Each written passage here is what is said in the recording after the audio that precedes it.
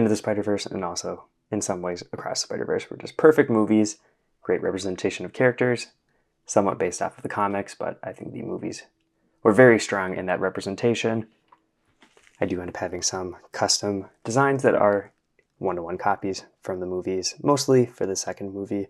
Some cameo appearances, obviously. But for the first movie, there is one character that I just don't feel like could be done by official Lego, and that would be Peter B. Parker. So I'm very happy to check out not one, but two different Crosscheck minifigures based off of Peter B, plus the extra parts that you got when you get the two different versions. So let's go ahead and check out the contents of the packaging, which will have their own plastic cases. Minifigures are bagged, which is nice. Keep them from being damaged. Extra head for the human version. And right there you can see the metal cards. They have some nice shine to them. Something interesting I'm noticing is I have 49 for the Cobweb Protector Spider-Man version of Peter B. And then for the civilian, not human, but that version I have 36 out of 100. So usually when you get a 2-pack like this, you'll get the same number for both. I guess that doesn't apply here, which is different, I guess. Other side of the card will have Crosscheck's logo, his name, and Instagram handle. I do really like these plastic cases. They're a bit on the big side, but are nice for protecting the figures. Let's go ahead and get those on the stand. Just to start out with for the 2-pack, let's look at the Spider-Man suit, just because some of these parts will be reused in the Peter B figure. Right off the bat, the color match isn't perfect in all the lighting. The reds kind of look a bit off since they do have that texture print on them, where it looks a little bit darker, especially compared to the mask, which doesn't have that. And it's too bad, you know, some of their figures they put out have had wraparound Spider-Man heads. This one does not, which that's the standard for every other company, so you can't really hold them too much to that standard. But seeing that they've done that now kind of bums me out not to have that here, but I get it. I think the lenses are a great shape here, nice and big. Very classic and obviously accurate to the movie. I think the texture, it does its job where it's not standing out too much when I'm looking at it, that it is distracting. Like I said, the only thing that really happens is that it makes it look a little bit darker, especially in this harsh lighting probably. But liking the spider symbol on the back, and just the great wraparound is nice to see. See the inside of the legs. Spider webbing continuing there. And same goes for the sides of the torso, as you can see if I move the arms out of the way. That's always a bit of a risk where you can move around the arms a little too much and some of that printing might get damaged. But it's kind of cool too. This blue is not a Lego blue, because it's not just like dark blue that you can see on these legs here. It is much more of like a violet. So it's a nice, interesting color and not in the Lego color palette. So kind of cool to see that. Hands are going to be printed as well. Looks like probably only on the one side though, not on the inside, which makes sense. And that's fine, you know, you're only going to have one half of the hand facing outwards, but wrap around the arms looks good too. Looks like it is just going to be the red wrapped around, other than I guess, you know, like I said, this blue is a custom color, so whole inside of the arm must be printed. But like I'm already pointing out, it's just a perfect Spider-Man minifigure, lots of great detailing, the coloring works pretty well. No web line printing on the top of the toes, which might stand out a little bit, especially when you're looking at it nice and closely. But from a distance, you're not going to notice too much about it. I guess I should point out too, it does have the stomach line. It's a little hard to tell when I'm looking at it from like a higher angle, but when I'm looking at it through the camera, that's definitely noticeable. And it's kind of nice in that area too, where it doesn't have printing on the stomach to give it a little bit more of a texture difference. It's also interesting too, same goes for kind of around the spider symbol, where it does have a little bit less of the texturing to give it some sort of shaping and shading. Like I said, it is a little bit harder to tell from the upper angle, but when I'm looking at it through the camera, definitely notice that.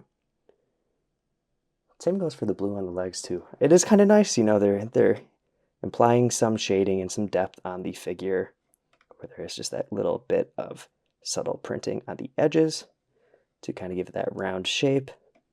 So this is definitely a figure, the more you look at it, the more you'll notice about little details here and there. Side of the torso, the stomach line sort of continues around, more subtle dot printing.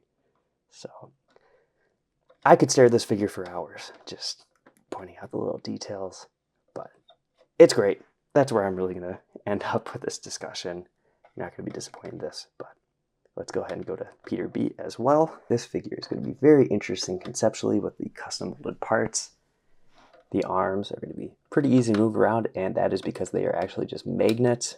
So that makes this so much easier. You don't have to worry about the arms being stressed in any way, being locked in with the plastic part going around the torso. And then this way too, you can just have the full mold. You don't have to worry about having the slit in the side where the torso ends up showing. So very cool to see that. Torso on this is going to be the exact same as the Spider-Man minifigure we just looked at, obviously. So that's why we looked at this one first. The hair mold looks great, where it has that height and volume from the character in the movie. And one face here where it has that kind of dumbfounded look, and the other one with a more stern, sort of eye-cocked look there. So you got some options from the base figure. We'll look at some more parts options as well in a bit.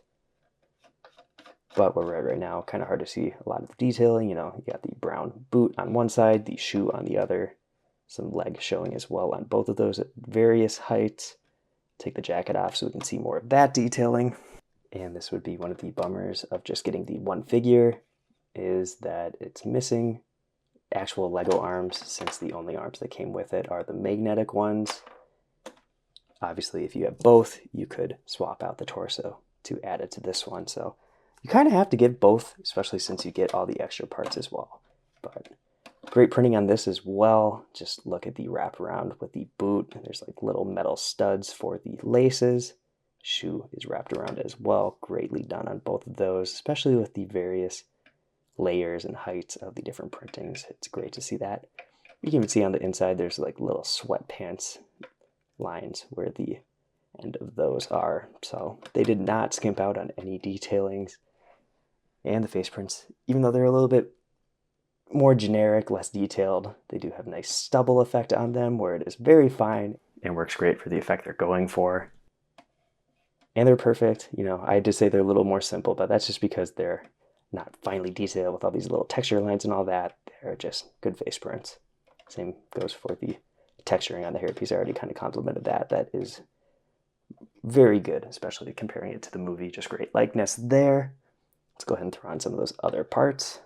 Starting off with the other head from the base figure, and I love this face print. I think that looks really good. It's kind of nice since these heads aren't as skinny as the characters in the movie. I think this could just be used for a lot of different people and could probably be a good Jake Johnson head in general as well. But same figure, obviously. I guess I didn't point it out. There is some sleeve printing on the arms, so that wraps around, but simple printing. Molds on this is good. You know, I got nice pockets, nice buttons. Really can't complain about the molded parts there. Let's do some more combos. So here is the torso from the Spider-Man minifigure, the extra pair of legs that you got for buying both figures, and another one of those heads that was also included if you got both. There might be a slight color difference where the glasses are. It's kind of hard to tell, but that'd be a really cool effect, you know, getting the little lens effect. I might just be seeing stuff, but it might be there. Hard to say. Stubble effect on this is good again. Looks like the pupils are slightly different, like they're magnified a bit, where the whites are a little bigger on this head. It's kind of cool with the legs too. It's the exact same as these, but obviously just flash all the way around instead of with the shoe printing. So pants are going to be at the same levels, which makes sense. They're just reusing their pads that they already have, just changing up a bit. Same goes for the back. So nice printing.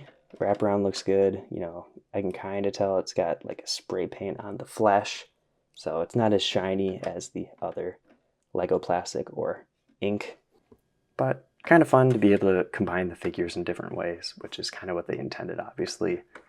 It is a pretty good incentive to get an extra pair of legs and 2 extra heads. Gives you a lot more play options and display options. We got one more head though, so let's do a combo for that. And another head that I think could be my favorite, just with all the different battle damage. You know, this probably takes place after the scene where Miles kind of drags him around the city with his web. But love the bruising, the cuts, and looks like the mouth and overall design probably reuses this head, just with some more printing on it. So it's not going to be completely unique, but I think it is a nice effect to have all the extra damage. You could use this for all sorts of different displays, not just the Spider-Verse. So Very great part. Going to have high utility for a ton of people, I'm sure. And again, you know, I threw on the head from the other Spider-Man minifigure. It's definitely going to be tough to play around with this character, having both figures fully put together. Probably would have been nice to have an extra mask head, but I could see, you know, I want you to spend more money, buy more figures instead. Lots of fun parts though. Let's go to some comparisons and the final verdict. I think it's pretty easy to say that if you're in the custom Lego Marvel superheroes game, you've done Spider-Man, and there's been all sorts of different types of figures, whether they are very accurate to the official Lego ones, or they, you know, enhance the designs a little bit with some extra printing on the legs or arm printing. But for the most part, you get a custom Spider-Man minifigure. It is going to fit in with all the rest of the official ones, any other brands. This one kind of treads the water a little bit between being very comic accurate, a little too detailed. I think it's really in the middle there, where just the style and texturing matches the movie very well, obviously. It gets the stippling and the halftones and all that it was part of the animation, but that a little bit of extra detail makes it a little busy. The colors are a little bit off where it isn't that classic blue. Not that I don't like the violet. I think that is kind of an interesting look and would probably fit pretty well with a Todd McFarlane style Spider-Man. But obviously the printing that is there is great, and the fact that they are able to wrap around all those different parts with high details and all that, very impressive. Loving all the face designs, even the Spider-Man mask. That's an awesome look. And I haven't always been a fan of their face print, but looking at their Wolverine figures I reviewed previously, and then also all of these new heads, just are great. Proportions look the way that they should. And all of the parts in these figures work together very well to tie them together and make them probably the best versions of the character that have been put out. Off the top of my head, I don't know anybody that would do something like this better. I don't see how it could be improved, honestly, since it's that perfect blend of, you look at it, you could definitely see that it is trying to be the animated version, but also it could just be regular human version. Nothing weird in the proportion screams that it is an animated character. It could just be a Lego character. So you put it next to a live action movie character, they look the same, they fit in together. I'm very glad to keep building my first Spider-Verse team. I think that is kind of my preferred look for most of these suits. Some more custom minifigures coming in, like the Jaka Spider-Gwen, the second version, and, you know, fitting it in with the Insomniac Spider-Man by Core Figs. Another great Spider-Man figure that I would love out of the customs that I've gotten for Spider-Man. This is definitely going to be up there. If you want to see more custom Spider-Man or custom Lego Marvel videos overall, check out all the videos on my channel. I've been Brick Raddy Up, and I'll see you in the next video.